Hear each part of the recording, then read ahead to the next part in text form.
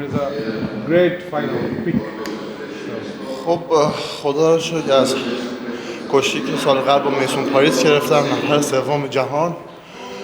امسال خواستم دو تا نکته‌ای که مربیان بهم اضافه کردن یه کشتی راحت و خوب بگیرم. امیدوارم که امسال یه کشتی خوب بگیرم برای ملی پوش شدم و بیام رو همین سالن و مسابقات جهانی 2025 زاگرب طلای جهانم بتونم بگیرم. In Zagreb, you come for Asia Championship also. What is your mindset? خب من و امیرحسین زاره دو از سنگین وزنه هستیم در ایران حضور داریم. 2 ماه دیگه قرار با هم یه کشتی بگیریم و امیدوارم هر کس که بتونه پیروز این میدون بشه بیاد توی مسابقات و پرچم نمایندگی سنگین وزنه ایران رو بالا ببره. In Zagreb, how was your matches? All matches.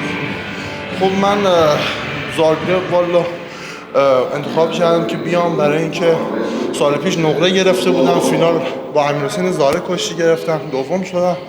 امسال اومدم خدا رو شکر با نکاتی که اضافه کردم تونستم قهرمانی رو از مسابقات به دست بیارم.